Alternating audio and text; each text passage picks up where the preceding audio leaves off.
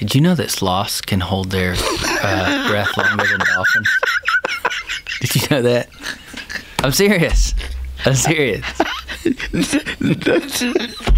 No, man, I did, but I do now. A sloth can hold its breath longer than a dolphin. Yeah, okay, great. I didn't know. Do you know the difference in the time, like how much longer? No. No, I was just trying to think of those random things. Yeah, that was mission accomplished. I love it when you do that to me when I have no idea what you're about to say, because people actually get my real, true response and stuff. And so, He's crazy. He's crazy. I love that. He's crazy. Welcome back to another episode of the Chasing Elephants podcast. Oh, man. Hey, all right, so here we are. We're in early September. I have this is like a big question. Okay, all right, big question. When can you drink a pumpkin spice latte? Well, you know, it's whenever Starbucks brings them out. You know, and it's. Is it out now? It's out, and yeah. Wait a minute. It's not just an October thing now.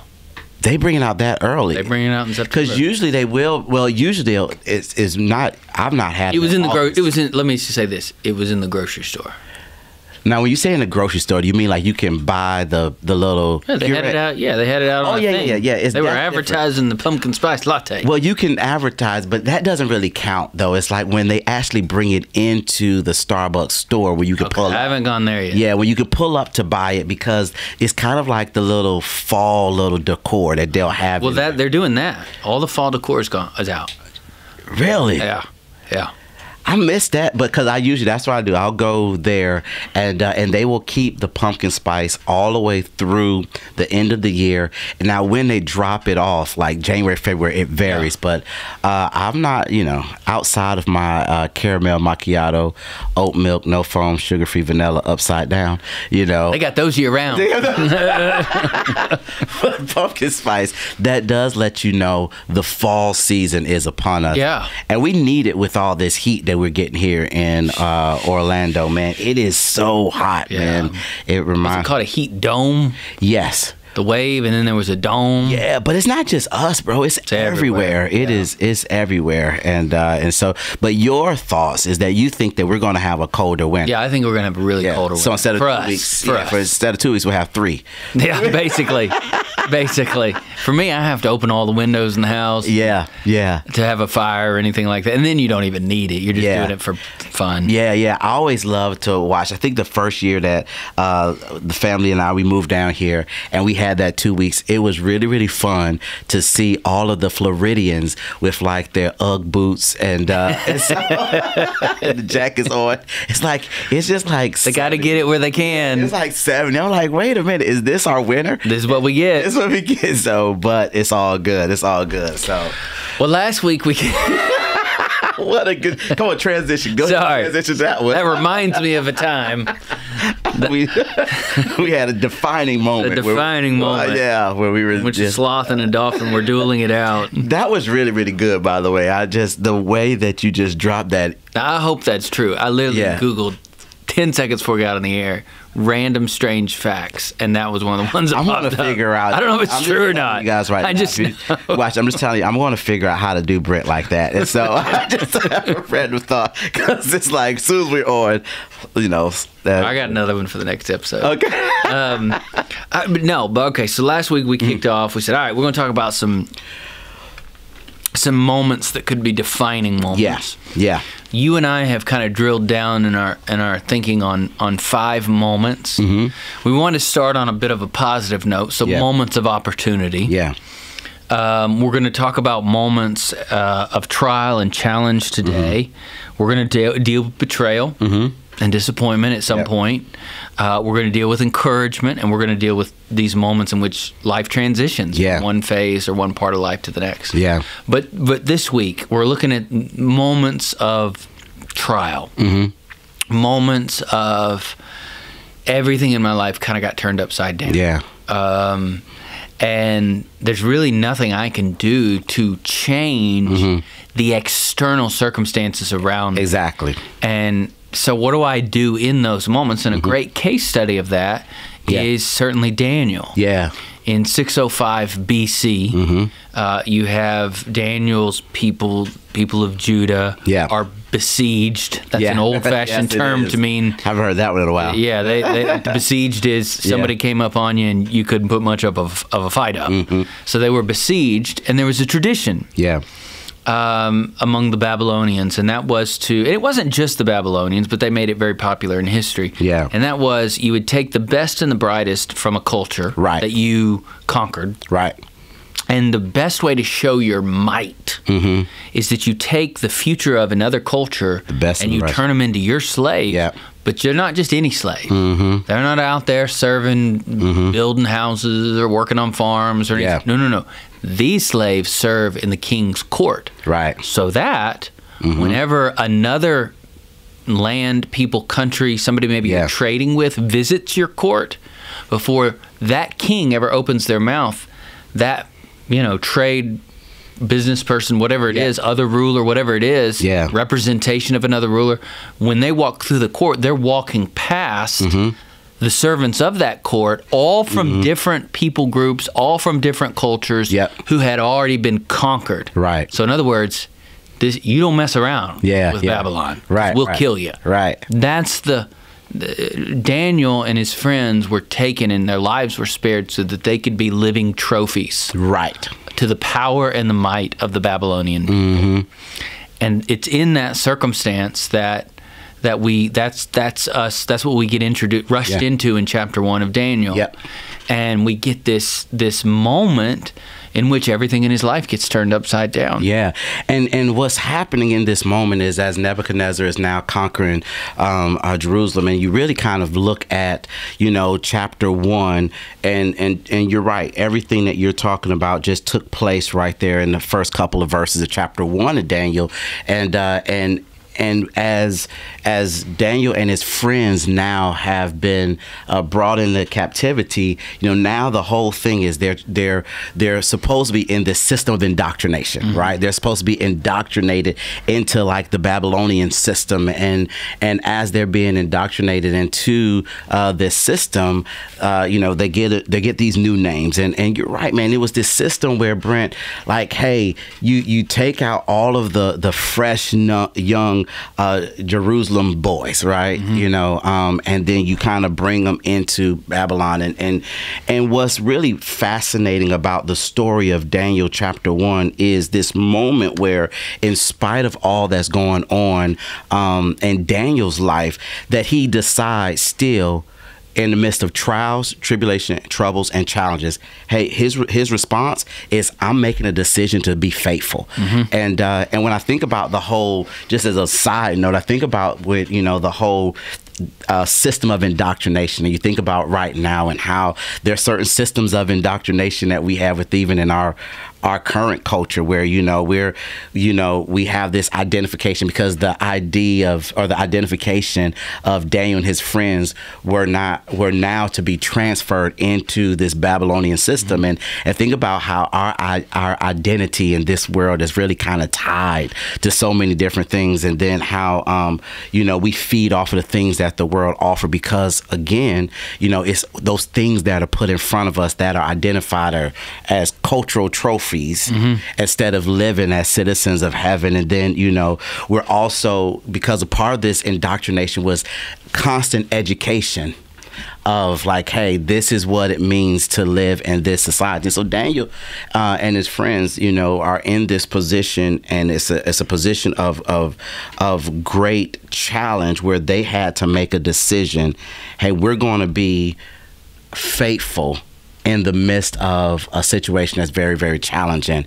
And I love how God ultimately really kind of rewards Daniel's faithfulness. Yeah, let's show us that. Read Daniel 1. What would it be? Verse 5 through 8. Yeah, 5 through 8, or you want to start. Well, we can go wherever. I was thinking about like 17 is where ultimately the reward comes. Oh, my bad. Yeah, 17 where 17, it says God gave, I'm sorry, I'm reading out the CSB. Yeah, that's just what I brought today. and let's read it slow a little bit. It says God gave these four young men knowledge and understanding in every kind of literature and wisdom.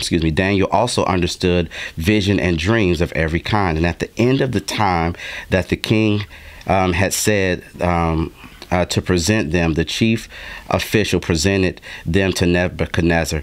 And so let me pause right here. So as we kind of talked about, you kind of really articulated what's happened up until this time, and 605 BC, that we know now. Nebuchadnezzar, he's conquered Jerusalem and everything, and just kind of walking through that, and Daniel was determined, even though he's been captured, he's determined not to defile himself. Like, he's determined not to give into this system that he's being forced into, and even though he's kind of been called to be here, hey, you know what? He knows what his real identity is. And what I love about this moment is that because of his faithfulness, now that the Lord rewards him. And we'll come back and talk about some leadership lessons of that. But so now, because Daniel has made his commitment to be faithful, he's been rewarded. And what happens in verse going back from that, in verse number 9, God gave Daniel favor and the will with authority. So let me back up. I'm sorry. Let me back up to verse number 9, Brent, before we come down to 17. And so in verse number 9, it says, God had granted Daniel favor and compassion from the chief official.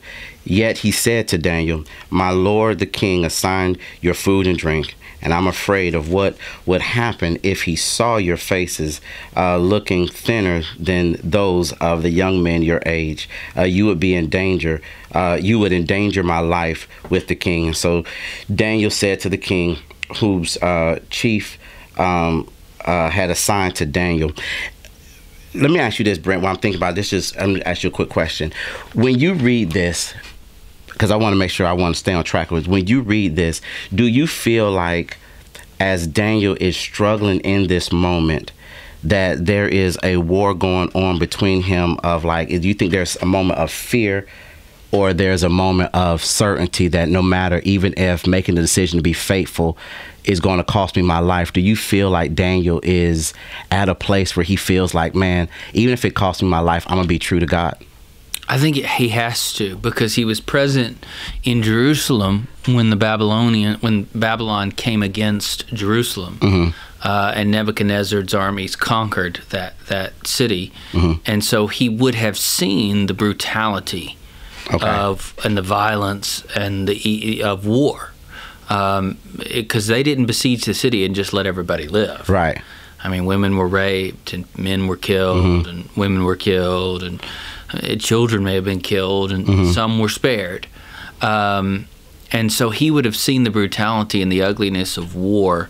So there's no reason for us to think that when he is now in captivity and he's told, hey, you need to eat this and drink this, and Daniel goes, hey, I got a different idea. He got a different plan at you? Yeah. Can we do a 10-day trial and eat, vegetables and drink some water, and and I think that he knew that if that didn't go well, he was taking his life into his hands, because he had seen the hands that were in charge of him kill other people. And the reason why I ask that is because when we study Daniel and everybody talks about, hey, the Lord not only rewarded him for his faithfulness, but him and his friends were promoted. Even as he's submitting this plan, I mean, I would think that, man, here young Daniel is seen all that he's seen, known that even if he submits this plan and it's contrary to what the king is requiring of him, right, that man, it would cost him my life, but yet his commitment, I guess ultimately what I'm saying is that his commitment to his faith is the reason why the Lord rewarded him. I think the reason why the Lord rewarded both him and his friends. And so you see this tension of Daniel, of understanding, him and his friends understanding, okay, here is all that's going on the exterior around me. Here's what culture and society deems is is what's appropriate for me in this region. But yet I'm going to go against the grain and stay true even in the midst of all that I see on the exterior. I'm going to stay true to who I really am and whose I am, so that I don't think that he was doing it so that the Lord could say, hey, great is your reward, and I'm going to promote you. But I think there was just a great commitment, this defining moment of, will I give in to the indoctrination that I'm subjected to? Or will I stand true and hold my ground to God's word and what and who I know? I think ultimately, when we're talking about defining moments, that was the defining moment for Daniel as he's right here in captivity. And then having to not figure out, but having to kind of draw a line in the sand and say, okay, right here, right now, you know what? Here's where I am. Well, you know, this trial stripped Daniel down to the place in which he only had one thing left. I mean, he would be in Babylon for 60 years. He would die. He would never go home. He would never see his family again. We don't know if his family lived. He would never. I mean, literally, he's lost. In earthly standards, he's lost everything. There's only one thing that Daniel has left, and that's his name. And so in Daniel chapter 1 and verse 7, it says, and the chief of the eunuchs or nobles, or the chief official, as the CSB reads, gave new names. He gave Daniel the name Belteshazzar, Hananiah the name Shadrach, Mishael the name Meshach, and Azariah the name Abednego. Now, then they go, and the very next verse reads, but Daniel purposed in his heart that he would not defile himself with a portion of the king's delicacies, nor with the wine which he drank. Therefore he requested the chief of the nobles that he might not defile himself. That leads us into this 10-day test, which then leads into an opportunity for him to not defile himself by eating by what he eats and drinks. Now, a lot of people like to go down a rabbit trail of, does that mean that meat was sacrificed to idols? Or we don't know. That's just mind candy. The truth is, for whatever reason, the only thing Daniel could do is say, if I take this next step, it is inconsistent with the name that I have. That name being Daniel. Now, Daniel was a Hebrew name. And Belteshazzar was a Babylonian name. You mentioned the indoctrination. That lasted 3 years. So at the tail end of 3 years of indoctrination, in Daniel 1:18 it reads, now at the end of the days, when the king had said that they should be brought in, the chief of the nobles brought them in before Nebuchadnezzar. The king interviewed them, and among them all none was found like Belteshazzar. No. What does it read? It says Daniel. Daniel. All none was found like Daniel, Hananiah, Mishael, Azariah. In other words, Daniel's writing this and he's going, they took everything from me. I had one thing left. My name. My name. And my name was signified, because it was a Hebrew name. It signified that he was a follower of the one true God.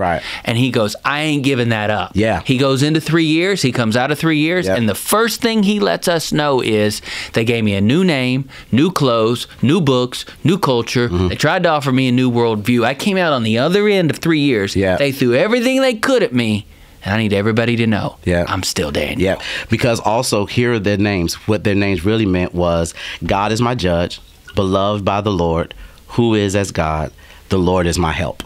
And so that is, when you talk about their name, being connected to the one true God. And so it was like, hey, as you look at that, who am I really?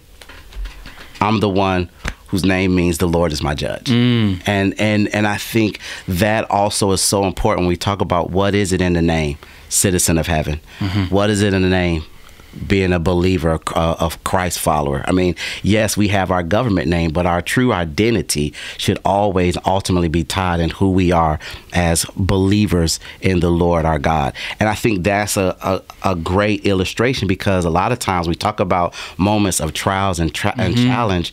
The truth of the matter is, you know, whatever the world educates us on, you know, we become this name, or we become attached to certain identities, rather is denominational, socioeconomics, political parties, whatever. But at the end of the day, what is our real name? What's our real identity, or how do we see our real identity? And I think in that's what we see here, that the Lord blesses when we don't give into the indoctrination of culture, but we stay true to who we are in Him.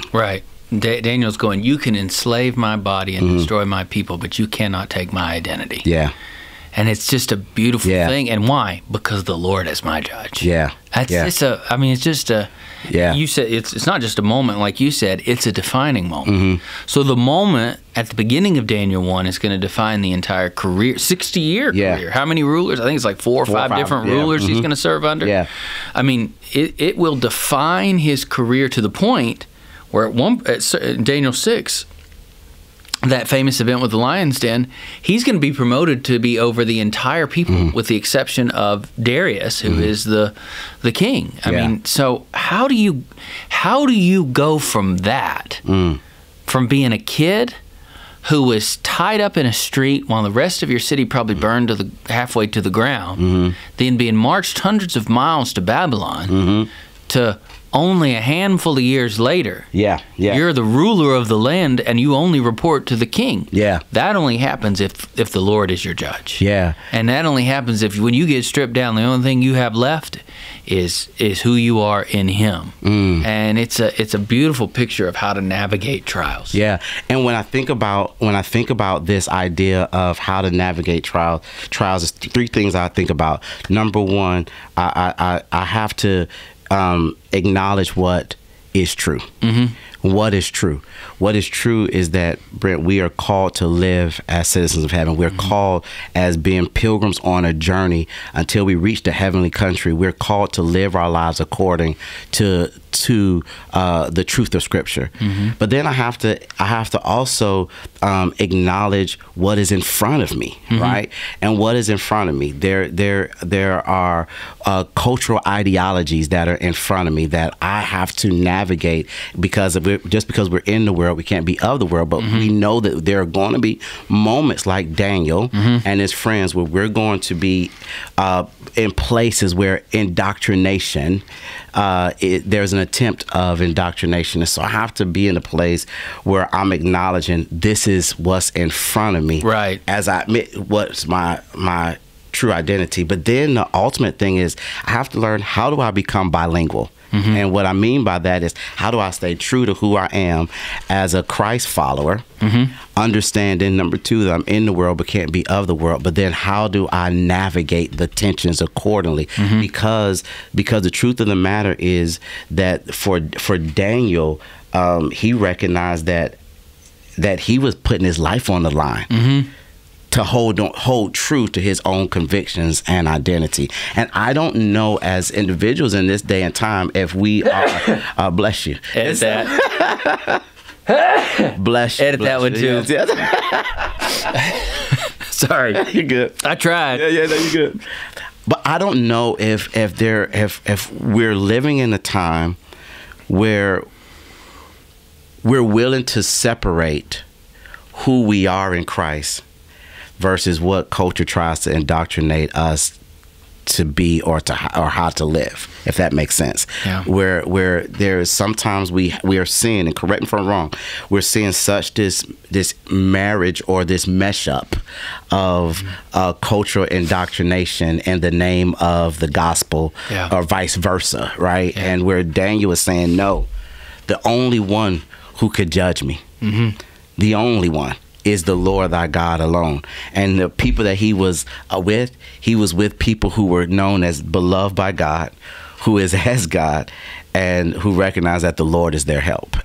You know, one of the great pieces of evidence to that truth that you just shared, Jeff, is in Daniel 6. So in Daniel 6, you know, there's this scam that is contrived. Yeah. By the courts to go to Darius, King Darius, and go, hey man, nobody should worship. We should just take a month and worship you. I mean, that's how awesome you are, King Darius. I mean, that's why we walk into your courts and go, oh, King, live forever. I mean, you know, let's just worship you. Now, really, what they wanted to do was get Daniel. We know that. We get a backstage pass to their motivations in Daniel 6. But then King Darius did the unthinkable. Yeah, he signed it into law. So basically, Daniel was told, you can't worship or pray to your God for a month. Okay, Daniel 6, verse 10. Now when Daniel knew that the writing was signed, he went home. And in his upper room, with the windows open toward Jerusalem. Where was he taken from? Jerusalem. the windows open towards home. Yeah. And home spoke to his identity. Wow. With the windows open towards Jerusalem, he knelt down on his knees 3 times a day and prayed and gave thanks before his God. And I love this next statement. As was his custom since his early days. Mm-hmm. He's still letting us know in Daniel 6. Yeah. He's still letting us know. I don't know how old he is. He's probably in his early in the, not the end of his life, but he's certainly middle-aged at this point at least. He's letting us know he's still Daniel. Yeah.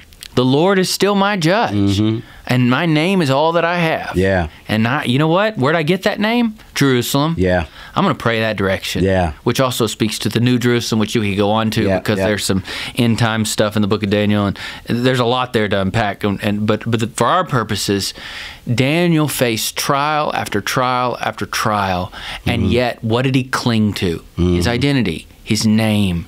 And it was just one question. His ethic for living revolved around one question.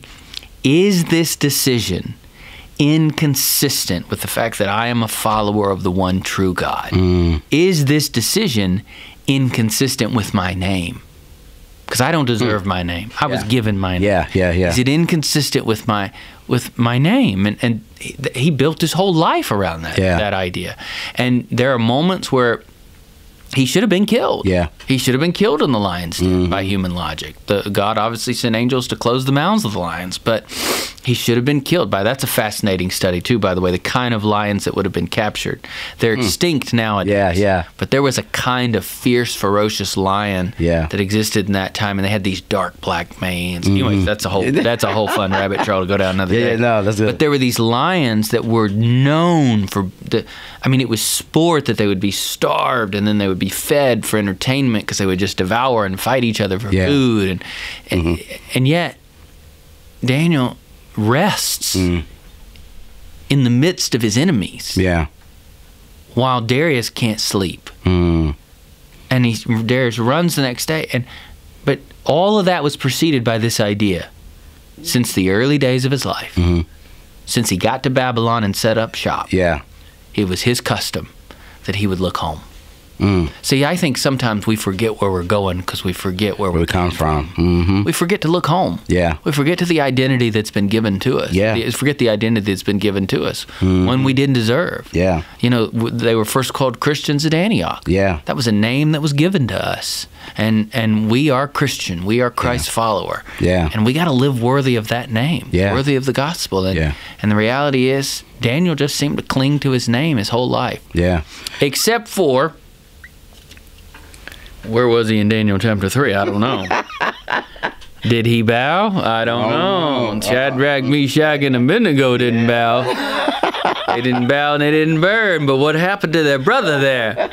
I'm choosing to believe he went on vacation. Listen. He was on a journey for the king. Yeah, that's what was happening. That's the story we're going to stick with. He was on sabbatical. He was on sabbatical. When he shouldn't be. He was on sabbatical. Oh, I love the inside jokes. He was at the beach house. He was at the beach house. And stuff is so fun. But, you know. I'm sorry. Oh, man. I love you, brother. And so, but, you know, before the sabbatical, we'll get back to the sabbatical, but one of the things about that focus, now I'm thinking about that, one of the things about, you know, him, not only Brent, praying home and remembering where he came from, there was consistency and a repetitiveness of that, because for 3 times a day that he would get on his knees and he would pray.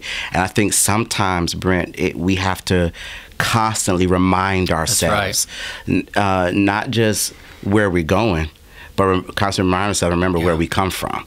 And I think that in that moment, as you said, that's what came to my mind. It's like, not only was he praying towards Jerusalem, but he was doing it constantly throughout the day to keep before him the significance and totality of his identity. And his custom determined his culture. His culture would not tolerate anything that was inconsistent with his name as a follower of God. See, I think we can go through trials, and everybody. Let me. Lord knows, we're all going to go through it. And there's going to be a moment You're stripped down, ladies and gentlemen. I've been there. Jeff's been there. Yeah. I've watched loved ones go through it. Yeah. There's going to be a moment where all you feel like all you have left to cling to is the promises of Jesus. Yep, that's it. And when that moment happens, you know you're prepared if you've had the right customs in your life. Yeah. Because if you have the right customs, you got the right culture. Yeah. If you got the right culture, you can not just endure through the storm, but you can thrive in the midst of the storm. Yeah. And why do I say thrive? Because in Daniel 6, he goes from going to the lion's den to being over the entire country. And so I just think there are going to be these not just moments, but defining moments of trials. Yeah. So, ladies and gentlemen, get the customs in your life now. Yeah. So that you can endure the trials then. Not just endure, but thrive. Yeah. And understand that the promotion may not come overnight. Yeah. The promotion, there is a process to the promotion. Yeah. And Daniel had to endure through the process before he can ultimately get to the promotion, right? And I think that's the other part of it is sometimes we want it fast.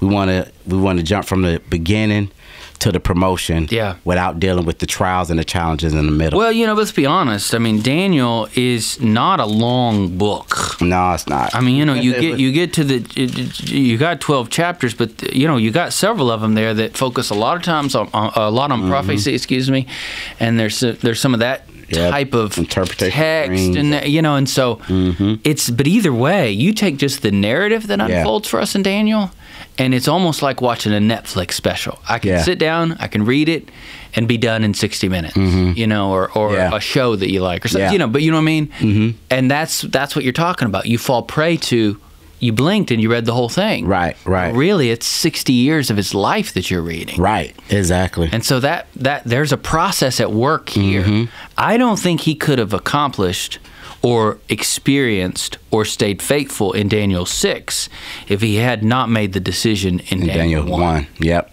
Yeah, 1,000%. I agree with that. And so the results of his courage, his definitiveness to his and attachment to his true identity, which was in Christ Jesus, and knowing who he was in God, that ultimately determined the trajectory of his future. That's right. And I think for all of us, I think that's the lesson in it is, do we recognize this truth that regardless of what's going on around us, the most important thing for us to focus on is who is within us. Yeah. And when we know who is within us, then we can handle whatever the craziness that's going on around us. And I think that's the beauty in this story with our brother Daniel and his friends. We've all had these, witnessed these moments or experienced these moments. And you have to forgive me, I've mentioned this several times, but when my dad had a stroke 12 years ago, he was in his mid to late 50s when it happened, which is young. Yeah. Had a stroke. And he was teetering in the hospital with, like, his future really revolved around some mile markers he would hit or not hit. Yeah. Then there were questions about life or death. I mean, it was a lot going on. And I remember being alone with him for the first time.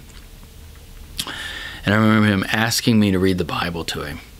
And I remember him being completely quiet after I read to him, and just like he was staring off into space.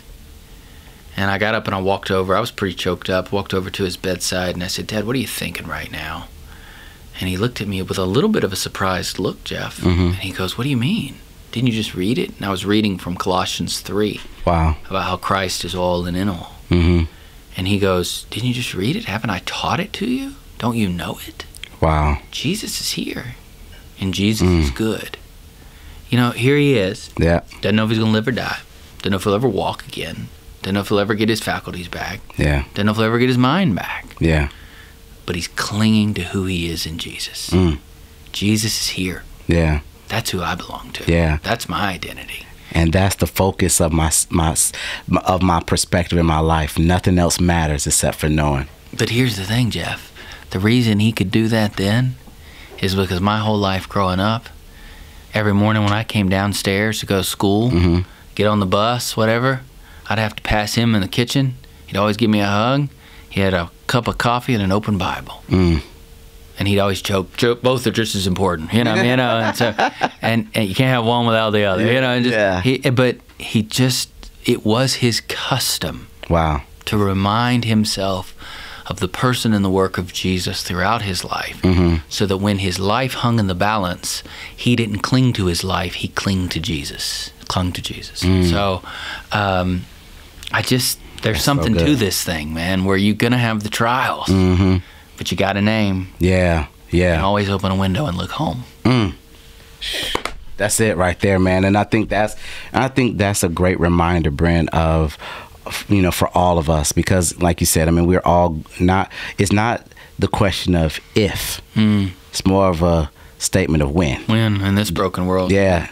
And when we do, may we all take the position and posture of our brother, Pastor Roy, you know, who says, man, you know what, with all of this going on in this polarized culture and society, Jesus is still here.